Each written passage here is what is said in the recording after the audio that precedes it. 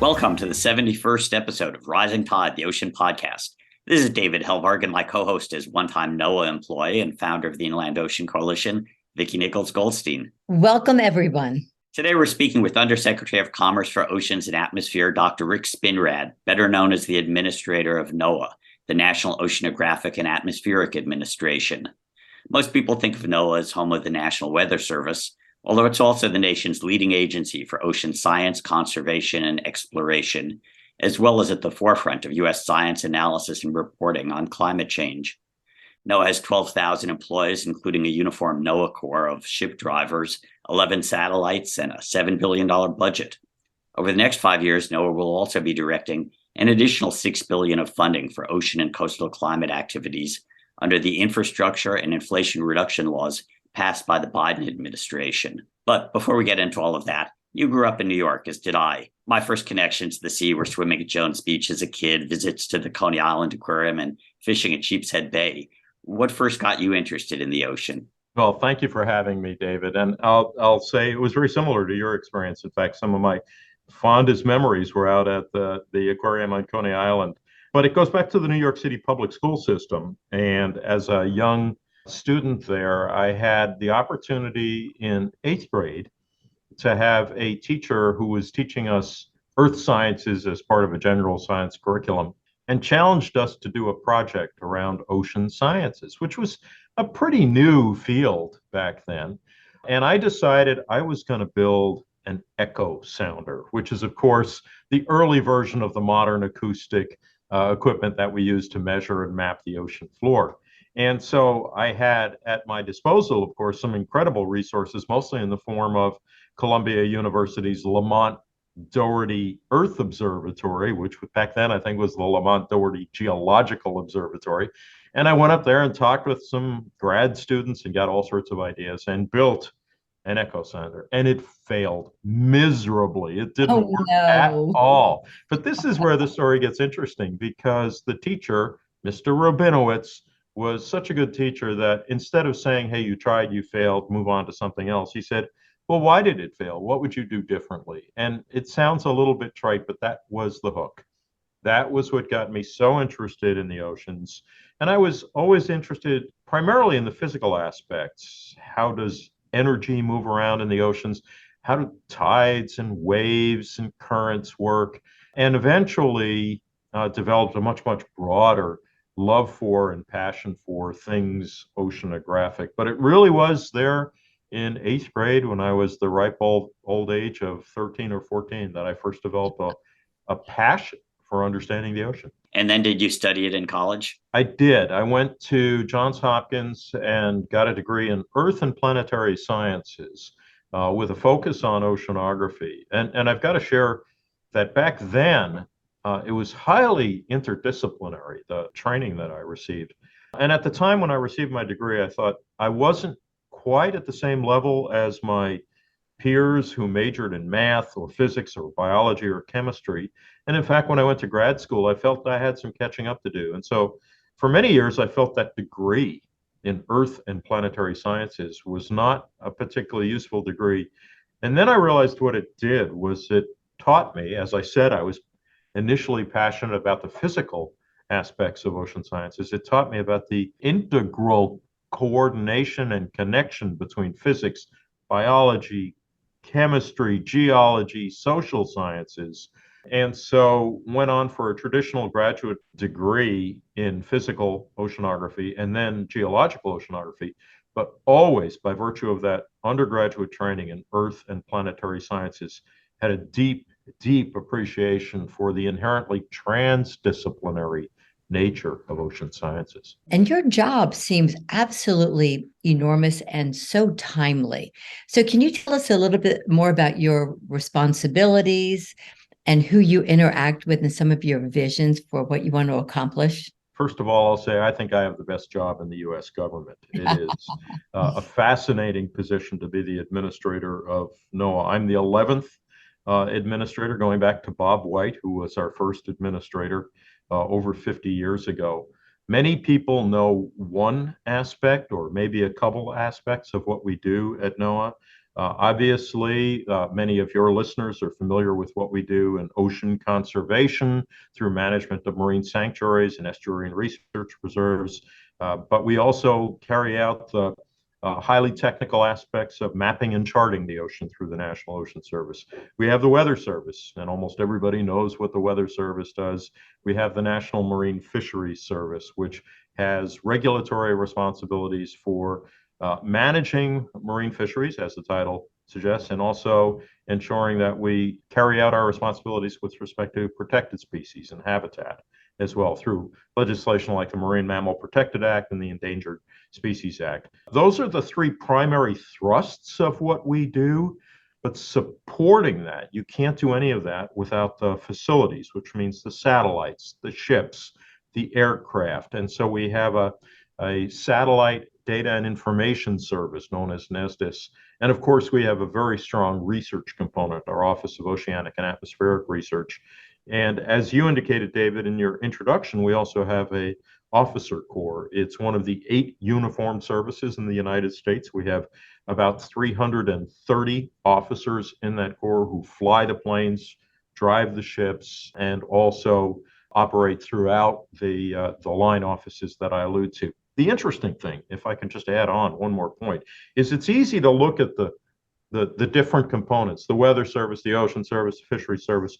What connects all of these? And nowadays, as you pointed out, Vicki, what is so timely about the job is that all of the attention associated with climate change and its implications on society, on lives, on livelihoods, on lifestyles, they come together under the rubric of being a climate-ready nation. So I'm really excited. In fact, I came out of retirement for this job because I was so excited by the prospects of developing robust, authoritative, reliable, accessible climate products and services that can serve everyone in the country, from the most vulnerable communities to big corporations to individuals trying to make life and lifestyle choices.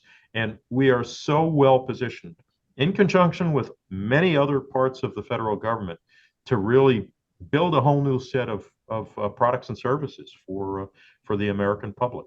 And again, but before we get into the ocean climate connections, which are fascinating and crucial, it's kind of when I wrote my book, Rescue Warriors, about the Coast Guard. People sort of know the Coast Guard for search and rescue and don't know of all its other mission sets. And I feel the same way about NOAA. I mean, if you're a recreational diver like we are, you might know the marine sanctuaries. Everybody's sort of familiar with the Weather Service and the Hurricane Center. If you're a fisherman, you may have issues or conflicts with the National Marine Fisheries Service, but you're also dependent on the Weather Service. I think just the diversity is something that people don't appreciate about NOAA. Yeah, absolutely. And you still haven't even hit it all. I mean, one of our big responsibilities is space weather forecasting. Most people have no idea, first of all, even what space weather is, but it's part of our remit. We like to talk about having a responsibility from the surface of the sun to the bottom of the ocean and everything in between. But if you think about it, it touches. I'm sorry, could you tell us briefly what space weather forecasting is? Yeah, I was going to ask as well. So you've probably heard of solar storms, more technically known as coronal mass ejections, where you get charged particle ejections from the surface of the sun. These travel through space and interfere electromagnetically with our atmosphere, with our electrical grids. And so we've had some very severe electrical storms responsible for, or solar storms, I should say, responsible for major power outages across large portions of the hemisphere. And so we've got to have a capability of detecting when you see one of these solar storms and predicting if it will hit the Earth, when, and with what magnitude. So we have major observational systems way out in space, and then rather sophisticated predictive models, not unlike we do for more traditional weather patterns, if you will. But yeah, there is an operational space weather prediction center that is part of NOAA's portfolio. And of course, we have the National Marine Sanctuaries Program, the National Ocean Research Reserve, and all of those coastal kind of national parks of the ocean. And I love to let people know that these are so absolutely important to habitats, to the environment, and also when it comes to protecting more and more, hopefully 30% by 2030, to really keep our oceans healthy. So I just wanted to jump in and ask, you are working with a lot of money, which is super exciting, going into science and service and stewardship, around the ocean and climate. What do you hope to accomplish with these millions of dollars? Or maybe I should say billions of dollars. Yeah. Well, the first thing I'll point out is this has been extraordinary. The passage of two major pieces of legislation, the bipartisan infrastructure law and then the Inflation Reduction Act, the latter of which is the most significant climate legislation our nation has ever passed. And for us at NOAA, it's interesting. I've been in the government in various forms since the Reagan administration.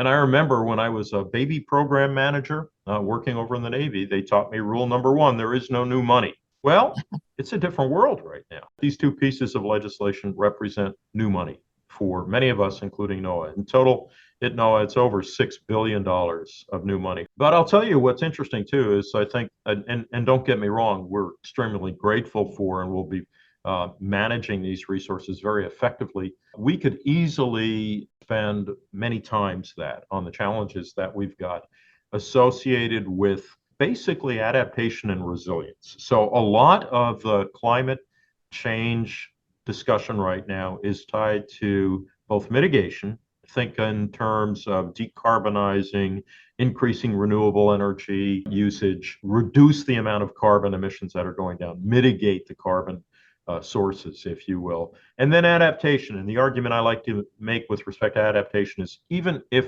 tomorrow we got to net zero on all of our construction, energy utilization, transportation, we would still be dealing with sea level rise that will result in sea level rise of about 12 inches off Norfolk by 2050. So what do we do now to adapt to and become more resilient to the climate change that's going to manifest as sea level rise, ocean acidification, severe storms, many of those impacts that we're seeing increasingly evident. And so we're going to take these resources, the bipartisan infrastructure law, for example, and apply it to a concept that we call climate-ready coasts, which is part of a broader climate-ready nation. And the basic concept in climate-ready nation is that if we do this right, if we understand how climate is going to impact things like coastal resilience, how coasts can weather the storm, literally, of rising seas and increasing intensity of storms, then we will benefit and prosper. And that's somewhat radical thinking these days, where a lot of the concern is about how are we going to live in a different mode, and it will be a different mode. We believe that with knowledge, we can actually benefit and prosper. And that's at the heart and soul of this climate-ready nation concept. So what are we going to do? We look at it in terms of a few categories. So one is simply the data and services. How can we make sure that we can, in a whole of government way, get to the climate crisis by providing people what I call the environmental intelligence, the information that they need to make decisions. And that could be an emergency manager, it could be a city planner, it could be a reinsurance or an insurance underwriter. So we need to make sure that we're spending money to get them climate data and services. On the climate-ready coast side, there's a number of things. You already alluded to programs for conservation like the National Estuarine Research Reserve Systems. It's interesting, there's a body of literature, scientific literature, that shows that marine protected areas could account for up to 20% of the carbon reduction needed to make sure we get to the 1.5 degree goal of the Paris Agreement. So marine protected areas do a number of things. They obviously foster ecosystem health, ecosystem diversity, and abundance. They serve as nurseries for ecosystems. They also serve as important controllers on carbon. And of course, this administration, the Biden-Harris administration, has issued a directive that we conserve 30% of our lands and waters. And for us at NOAA, that means our sanctuaries program, and it also means our National Estuarine Research Reserves. But that's not enough. So the other things we're going to do with bipartisan infrastructure law, are things like co-invest with our partners, the National Fish and Wildlife Foundation, to make sure that we have increased the investments associated with nature-based infrastructure projects. What the heck is a nature-based infrastructure project? Well, it's things like building seagrass beds or marshlands or mangroves, build them out to protect the coastal environments, to address the challenges we're going to face with rising sea level. And we're also going to spend money on fisheries and protected resources. And probably one of the most important things we're going to do here, which is also consistent with the Biden-Harris administration objective, is make sure that tribes and some of the most vulnerable and oftentimes neglected communities are the beneficiaries of these investments. So looking at things like Pacific Coast salmon recovery, fish passage. You may have recently heard the news about the removal of 4 dams on the Klamath River. That's part of a fish passage effort to make sure that we can bolster the populations and make healthier the ecosystems, in this case, in the North Pacific. It's interesting. I've been on the front lines with CAL FIRE. It's interesting that along with the coast and ocean, NOAA is going to be researching a wildfire response. We've only recently discovered a lot of interesting facts about the oceans. So, as you know, as a result of climate change and all the carbon we've been pumping into the atmosphere, we've been putting a lot of heat. Basically, what we've been doing is allowing heat to accumulate in the system. That's what the greenhouse effect does. And 90% of that increased heat is in the oceans. And people wonder, well, how much heat are we talking about? So heat's a form of energy, right? And we can equate that heat with something like an atomic bomb. And we have been putting the heat equivalent of 2 Hiroshima atomic bombs per second into the environment for the last 40 years. And most of that has gone into the oceans. So, yeah, very serious implications with respect to how the oceans are changing. And I would point out, it's just fundamental physics. When you put that much heat into a system, it manifests in some way. And in this case, it's manifesting in the form of extreme storms, extreme events. Here's another interesting factoid for you. 40 years ago, we would see $1 billion disaster, natural disaster in this country, roughly every 80 to 85 days. Now it's every 18 days.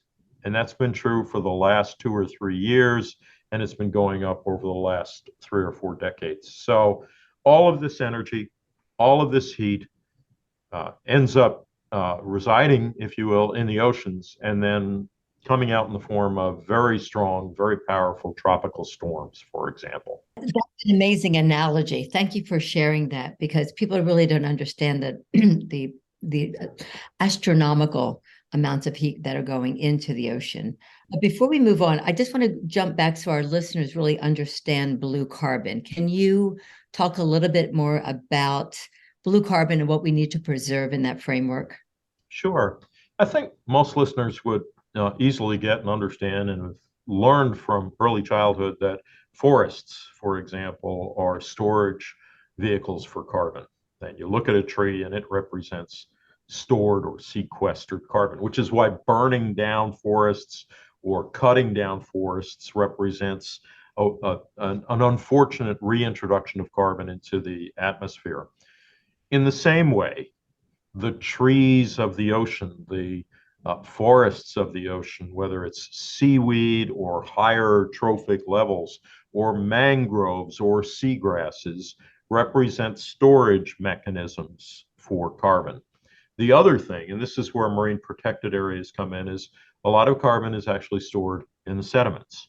And so if you're constantly stirring up the sediments through whatever activity, there is a school of thought that says that you may be reintroducing that carbon back into the water column and then ultimately back into the atmosphere and exacerbating the problem. So protecting the sediments, conserving the area, building out seagrasses, marshes, mangroves, all represent blue, that is to say, marine forms of carbon storage. And that's why we call it blue carbon. NOAA has many examples of how doing right with living shorelines and the like helps the economy as well. Let's not forget that NOAA sits in the Department of Commerce. And actually, my title, I have two titles. One is as NOAA Administrator, and the other is as an Undersecretary of Commerce for Oceans and Atmosphere. So I take very seriously this potential for climate services, ocean services to translate into economic development and jobs. And in fact, that's one of my main objectives as NOAA Administrator, is to build out what I call the new blue economy, which is the economy that for which information and data are the currency. The use of knowledge about the oceans to stimulate new products and services. So let's take sea level rise as an example, where as a public agency, we are going to put out products that tell you generally what's going to happen in sea level rise in different parts of the country.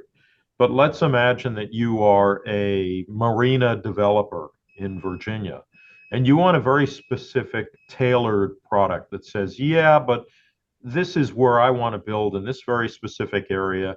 Tell me exactly what I need to know about sea level rise and how it will affect my business interests here. And that's where there's a market, there's an economy, there's an opportunity for creative entrepreneurs to say, just that as they did with commercial weather development many years ago, that we can take the public product, add value to it, develop derivatives, and then provide this as a service through new businesses to support the interests of very specific users. And if you think about it, you could make the same argument about the shellfish industry, shellfish aquaculture industry, which really needs some very specific tailored products that serve their needs for their particular area of the coast and their particular species that they're growing. So they may turn to someone and say, can you give me a forecast of ocean acidification for my specific hatchery here off the coast of Willapa Bay in Washington, for example. This is what we call the new blue economy. It's based on the incredible capability we've got for ocean observations that we didn't have 20 years ago, and also the improved understanding that we have for predicting how things are going to change in the ocean. So the aquaculture industry, the shellfish industry, has become like the indicator species for ocean acidification. Blue Frontier, we've worked with the Center for the Blue Economy to promote not only 30% of the ocean protected, but 30 gigawatts of offshore wind, which is now in process.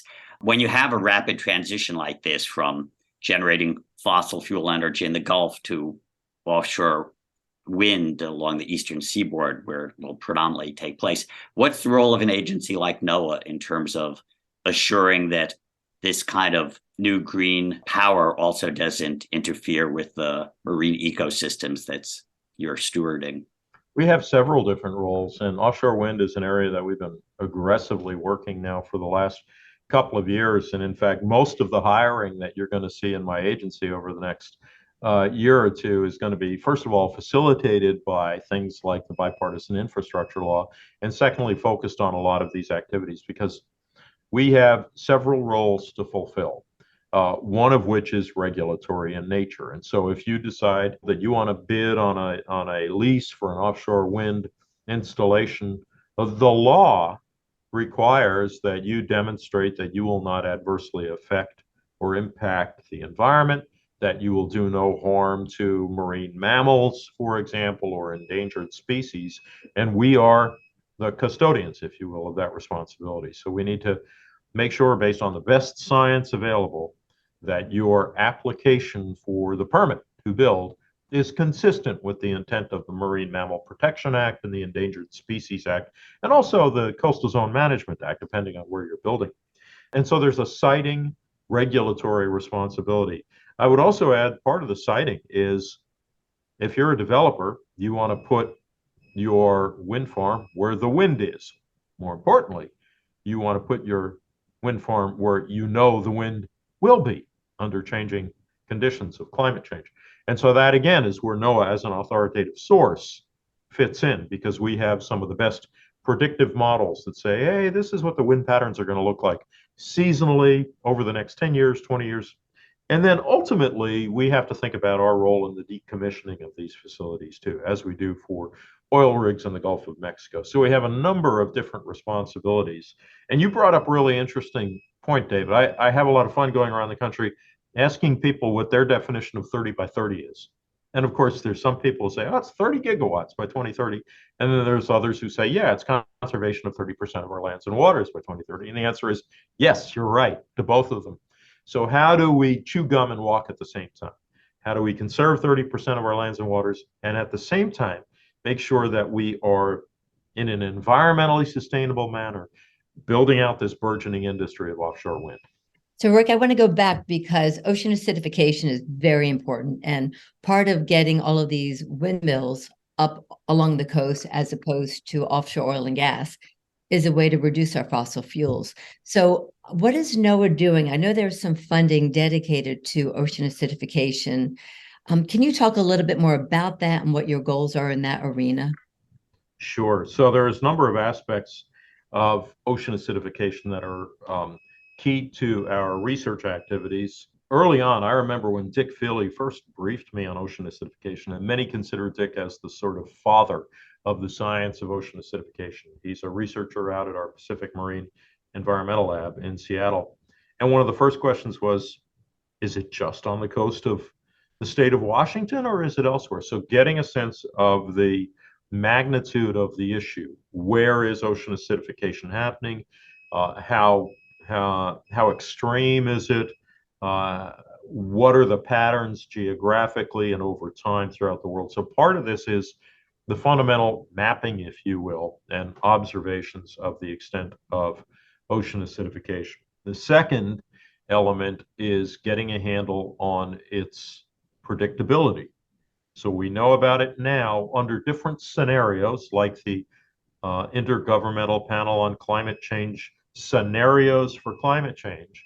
In the most extreme case or business as usual case, what do we think will happen? In a case where we dramatically reduce atmospheric carbon or carbon emissions, what do we think will happen with respect to ocean acidification? So that's a real challenge of integrating the biogeochemistry models and the physical models of the atmosphere and the ocean and making sure they're adequately coupled. So a lot of tough challenges there. And then I would say the third key element is understanding the impacts, the ecological impacts. What happens to coral? What happens to pteropods that feed stock for salmon, for example? What happens to other species as a consequence of changing the pH of seawater? And it's not merely a matter of taking samples in a laboratory and subjecting them to increasingly more acidic conditions. It's really understanding the predator-prey relationships, the transport mechanisms, the impacts, because it's not just acidification. You got to consider temperature in there as well and other effects. And so I would say it boils down to a lot of science around understanding the magnitude, the distribution, the predictability, and the impacts. And then the more important question is, well, what do we do about it once we understand what these impacts are and the consequences? And right now, I think mostly what we do is have a good understanding of where the impacts are going to be most urgent.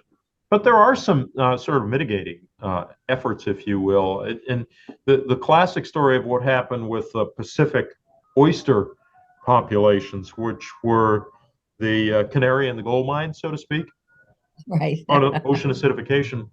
And it's an interesting story. I've had the chance to talk with several of those shellfish hatchery owners. And first, they thought they were seeing a temperature effect and maybe a virus.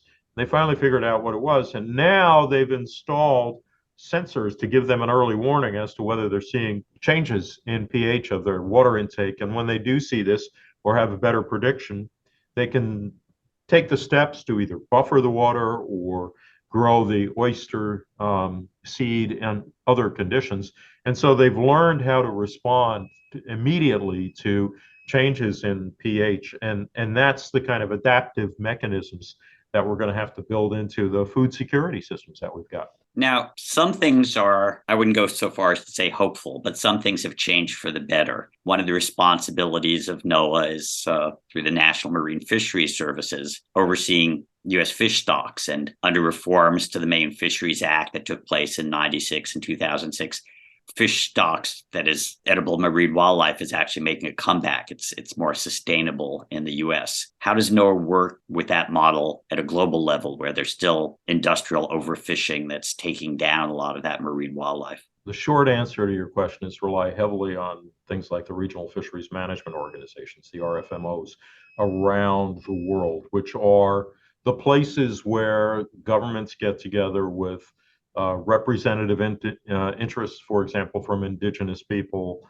and talk about what needs to be done for management. It's a very tough environment because there are the challenges of sustenance fishing, there's the challenges of industrial fishing, but I actually have great faith in the regional fisheries management construct and the international agreements to, at the very least, identify where the rough spots are and try to find solutions.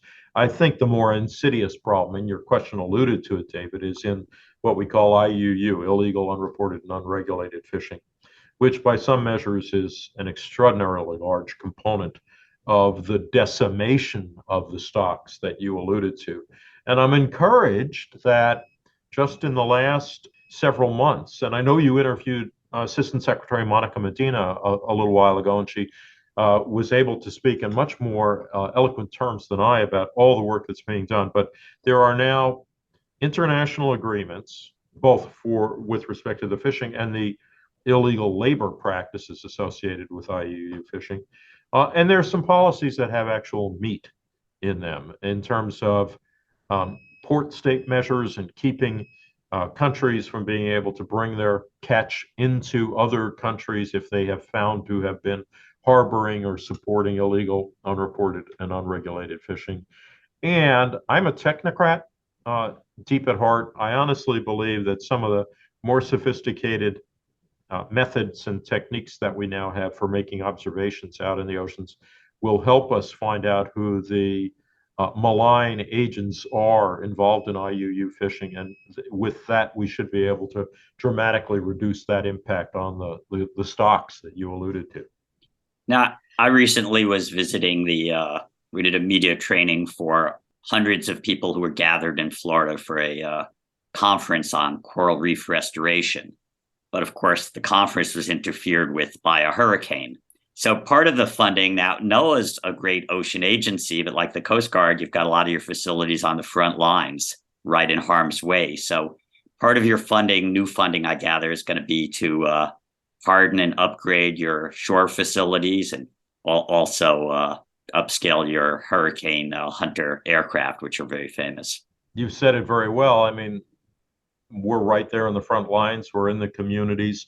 NOAA has 620 facilities around the country, many of those in vulnerable positions in coastal environments. And it's not just the dramatic storms, if you will. We have a facility in Utqiagvik, Alaska, the Barrow Observatory, which we had to basically redesign because of the loss of permafrost. And so these climate-induced effects, whether it's as manifested in storms or loss of permafrost, are affecting us like it's affecting so many other communities. And you're exactly right. We've got resources in the bipartisan infrastructure law.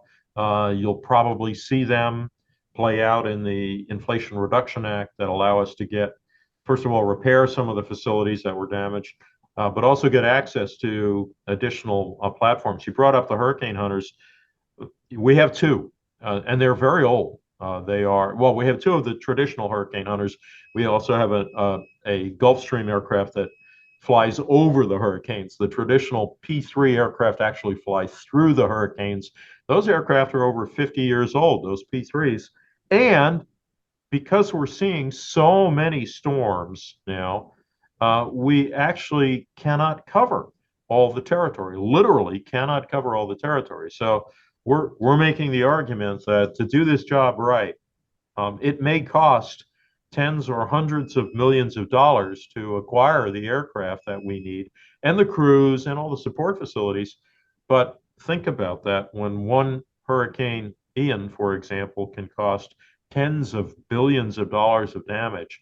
If we can improve the track and the intensity forecast for that hurricane by using additional capabilities like the hurricane hunters, we can easily offset that cost by by a factor probably of 5 to 10 to 1 in terms of saved lives and protected property. It sounds like from all of the acts that have been passed, the couple and all the money that's going into the US, I'm feeling really optimistic. I wanted to ask you, you just came back from COP, as you mentioned, and how are you feeling regarding your collaborations with nations around the world to work together to address climate change and ocean protection priorities? I'm optimistic, in short, and I think I'm a realist. And you asked specifically about the relationships that we have with other countries.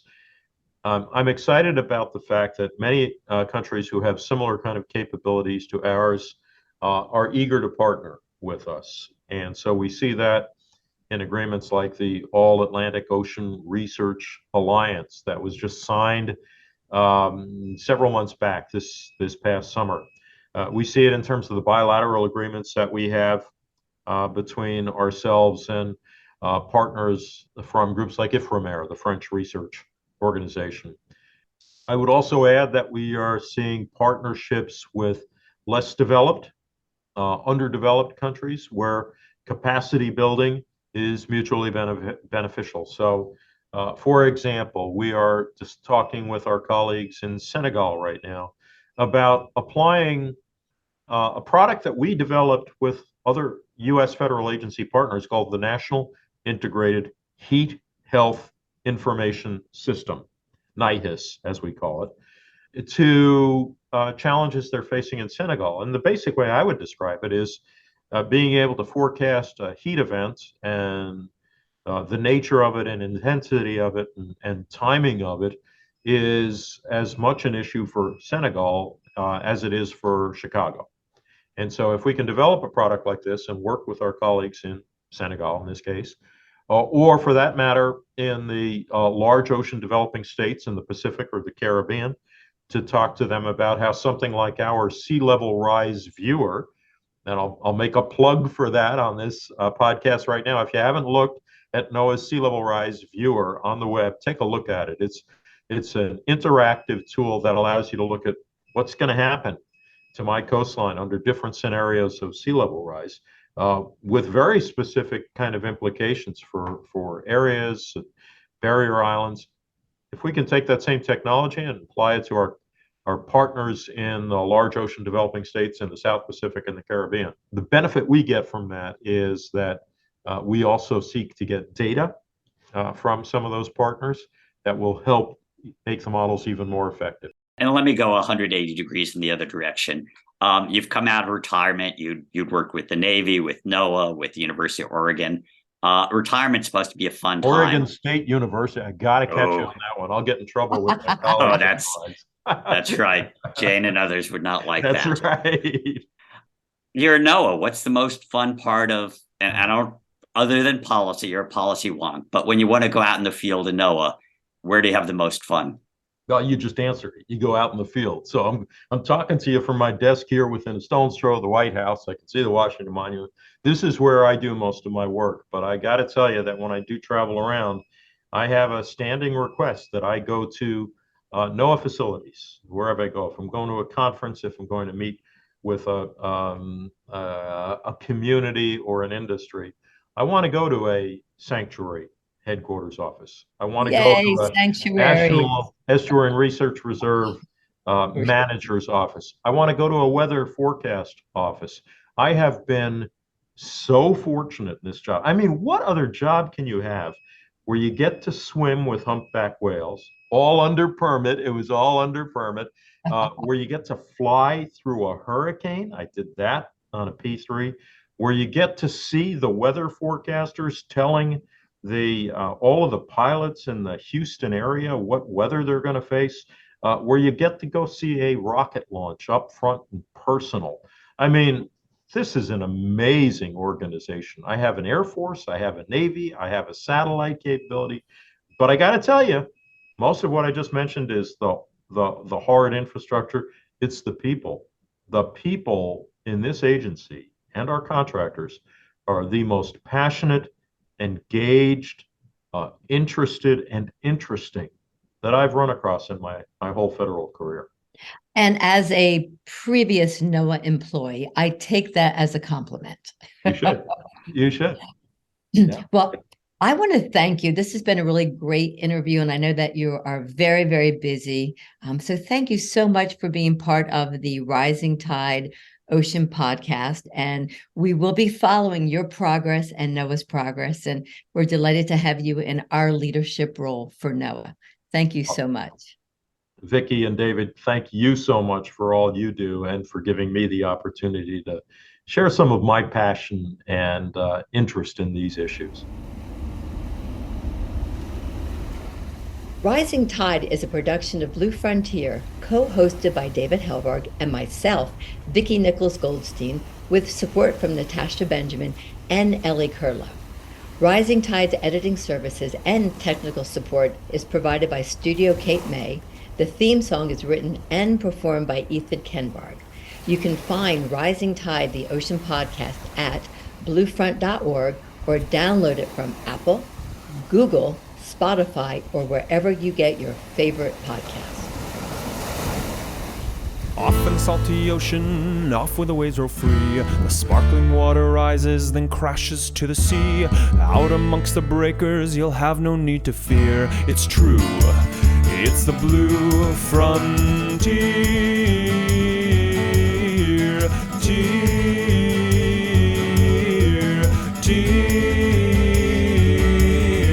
Off in the salty ocean, off to the Blue Frontier.